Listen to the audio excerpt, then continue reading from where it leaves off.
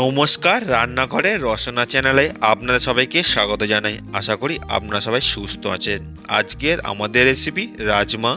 আজ আমরা যেভাবে রাজমা তৈরি করব বাড়িতে একবার ট্রাই করে দেখবেন, খুবই ভালো লাগবে। আর আমার চ্যানেলে নতুন সদস্য হয়ে থাকলে চ্যানেলটাকে সাবস্ক্রাইব করে দেবেন, পাশে থাকা বেল আইকনটা ক্লিক করে দেবেন নতুন নতুন ভিডিওর নোটিফিকেশান সবার আগে আপনার কাছে পৌঁছানোর জন্য। বন্ধুরা, আপনারা ভিডিও দেখছেন কিন্তু চ্যানেলটাকে সাবস্ক্রাইব করছেন না, তো প্লিজ চ্যানেলটাকে সাবস্ক্রাইব করে দিয়ে ভিডিওগুলো এনজয় করুন। আর ভিডিওটা স্কিপ না করে পুরোটা দেখতে থাকুন। চলুন এবার রান্নাটা আমরা শুরু করি। আমরা এখানে 200 গ্রাম লাল রাজমা কড়াই ইউজ করছি। রাজমা কড়াইগুলো এবার আমরা ভালো করে জল দিয়ে ধুয়ে নেব। জল দিয়ে ধুয়ে নেবার পর এখানে আমরা রেখে দেবো 8 থেকে 10 ঘন্টা। আপনারা ওভারনাইটও ভিজিয়ে রাখতে পারেন।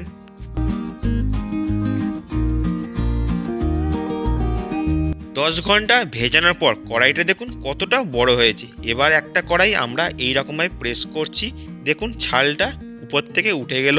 এতে বোঝা যাবে কড়াইটা পারফেক্ট ভেজানো হয়েছে। এবার আমরা প্রেসার কুকারের মধ্যে দিয়ে দিলাম। তারপরে দিচ্ছি হলুদ, তারপরে দিচ্ছি স্বাদ অনুযায়ী লবণ। এবার দিচ্ছি 1 চামচ তেল। তেল দেওয়ার পর আমরা এখানে দিচ্ছি হাফ পেঁয়াজ কুচি। পেঁয়াজ কুচি দেওয়ার পর আমরা এখানে দিচ্ছি 2টো কাঁচা লঙ্কা। এবার আমরা একটা চামচ দিয়ে সমস্ত কিছু ভালো করে মিশিয়ে প্রেসার কুকারে ঢাকনা বন্ধ করে সিটি মেরে সিদ্ধ করে নেব। প্রথম 2খানা সিটি হাই ফ্লেমে দেবেন, তারপরে 4খানা সিটি লো ফ্লেমে দিয়ে সিদ্ধ করে নিতে হবে। আমাদের এখানে রাজমা কড়াইটা সিদ্ধ হয়ে গেছে, দেখুন কতটা সুন্দর সিদ্ধ হয়েছে সেটাও আপনাদের দেখিয়ে দিচ্ছি। অল্প প্রেস করলেই কড়াইগুলো গলে গেছে দেখুন। এবার আমরা গ্যাসে কড়াই বসিয়ে তাতে দিলাম সাদা তেল। তেল দেবার পর তেল গরম হয়ে গেলে এখানে দিচ্ছি গোটা গরম মশলা, আর এখানে একটা বড় এলাচও আমরা দিয়েছি। এখানে দিলাম তেজপাতা। এবার দিচ্ছি গোটা জিরে। তারপরে আমরা 3 চামচ পেঁয়াজ বাটা এখানে ইউজ করছি। সমস্ত কিছু ভালো করে কষিয়ে নেব। পেঁয়াজ বাটা এখানে পুরো লাল লাল করে কষিয়ে নিতে হবে। দেখুন ঠিক এই রকম পেঁয়াজ বাটা আমাদের ভালো করে কষানো হয়ে যাওয়ার পর এখানে দিচ্ছি রসুন বাটা আর আদা বাটা। এবার আবার ভালো করে কষিয়ে নিচ্ছি। এখানে গ্যাসের ফ্লেম মিডিয়াম করে মশলাটা কষিয়ে নেবার পর এখানে আমরা দিচ্ছি 1 চামচ কাঁচা লঙ্কা পেস্ট, তারপরে দিচ্ছি টমেটো পেস্ট। আমরা এখানে বড় সাইজের একটা টমেটো ইউজ করেছি। সমস্ত কিছু খুব ভালো করে কষিয়ে নিতে হবে। টমেটোটা খুব ভালো করে কষিয়ে নিতে হবে যাতে টমেটোর কাঁচা গন্ধটা আর টক ভাবটা চলে যায়। এবার আমরা এখানে দিচ্ছি হলুদ গুঁড়ো, কাশ্মীরি লঙ্কার গুঁড়ো। এবার দিচ্ছি ধনে গুঁড়ো, জিরে গুঁড়ো, স্বাদ অনুযায়ী লবণ। তারপরে দিচ্ছি অল্প পরিমাণ চিনি। সমস্ত কিছু ভালো করে মিশিয়ে নিচ্ছি। আমাদের মশলাটা খুব ড্রাই হয়ে এসছে, তাই জন্য আমরা এখানে যে রাজমা সিদ্ধ করা স্টকটা আছে সেটাই আমরা অল্প অল্প করে ব্যবহার করে মশলাটা কষিয়ে নেব।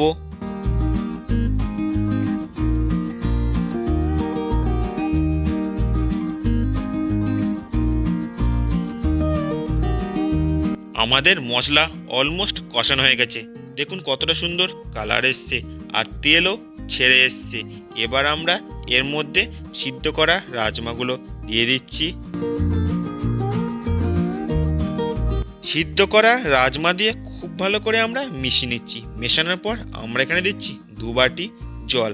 আপনারা আপনাদের প্রয়োজন মতন জলটা বুঝে ব্যবহার করবেন। এবার আমরা ঢাকা দিয়ে দেবো 7 থেকে 8 মিনিটের জন্য। গ্যাসের ফ্লেম এখানে মিডিয়াম রাখবেন। 8 মিনিট পর ফিরে এলাম। দেখুন আমাদের রাজমা কড়াইয়ের তরকারিটা কতটা সুন্দর দেখতে হয়েছে।